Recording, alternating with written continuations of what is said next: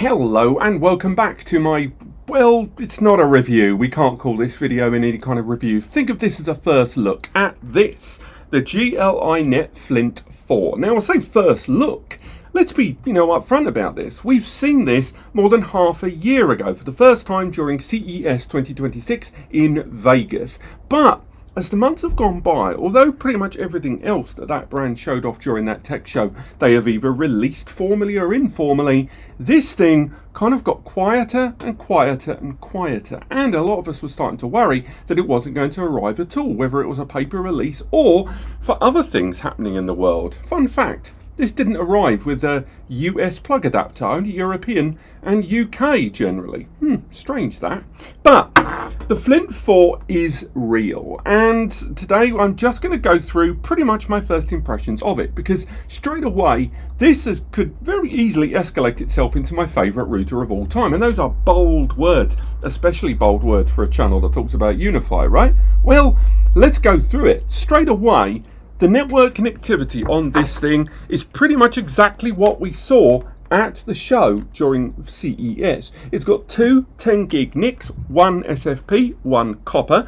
It has four 2.5 gig ports, and one of those is WAN and LAN, just like the two 10 gigs are WAN and LAN respectively, with the other three 2.5 gig NICs being just LAN. And then there are four more 1 gig NICs there on the rear that are purely LAN. And the idea, of course, is to separate your own network ecosystem with different profiled ports for different utilities, from surveillance cameras to network attached storage to your big fat ISP internet connection running in. But continuing on the theme of hardware, I think I'm going to piss off most of you here by talking about something incredibly anodyne and minor, but something for me actually filled me with joy. And that is that this is a Gl.iNet router with two USB ports there. And I know what you're thinking, who gives a frick?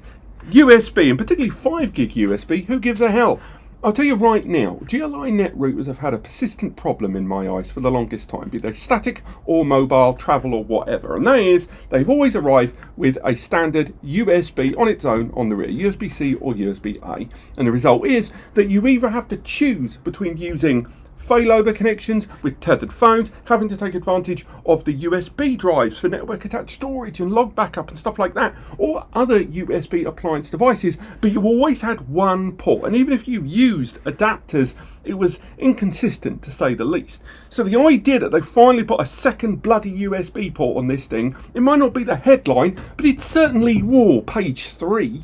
But come on, the hardware you want to know about, it's nothing to do with USB. The CPU inside is a MediaTek there. It's an A7 III ARM processor at 1.8 gigahertz. And again, that's an ARM V8 processor combined with 2 gig of DDR4 memory and 64 gig of eMMC storage inside for running the operating system's apps and appliances there. Now, I know some of you would have liked to have seen a Qualcomm processor in there, probably would have upped the price.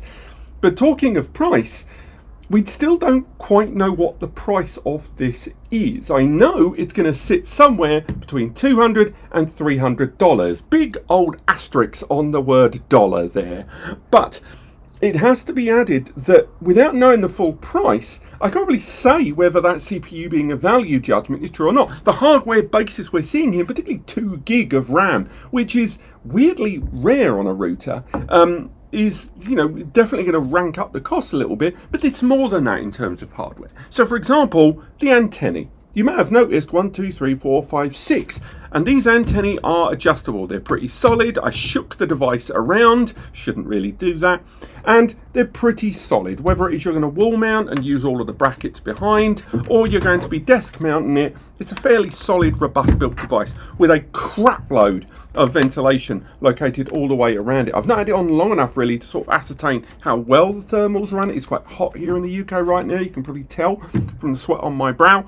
But alongside that and the adjustable antennae, which by the way 2.4, 5 gigahertz and 6 gigahertz support along with MLO, although we're still in the process of ascertaining whether that is multi-link single radio or multi-link multi-radio support in MLO, TBC on that one. There's also an LCD panel there on the front, and that LCD is much like the Moody 7, giving me the ability to just go ahead and manage pretty much everything. That front mounted LCD there I can manage the network, the failover, network acceleration, the security, cloud access, VPNs, AdGuard, whether I want to check on the firmware, ascertaining which clients are connected and which ones I want to block or move over to other networks. VPN, the DPI for deep packet analysis and inspection is integrated in this. Alongside that, you can manage not only an Ethernet connection like the one I've got here at 10 gig, but setting up the repeater, setting up tethering, setting up a cellular USB dongle via those two USBs. All of it is managed there via that screen. And yes, of course, you can take advantage of the OpenWRT software, 21.02 OpenWRT built Gl.iNet software, or use the mobile application. You can do all of that. But it's the idea that you can manage the majority, if not all, TBC, we're still pending the full review completion, of the system's abilities via the LCD panel. Much like we could on the Moody, I am behind that 100%. As I say, this video isn't a review. It's one, to tell you this thing exists, and two, that it is severely packing what's going on under there. But until we finish the full evaluation of this, I can't really give it any big praise. Plus, I'm not even sure right now you could even pre-order it on their own website. At least at the time of recording, you can enter an email address there.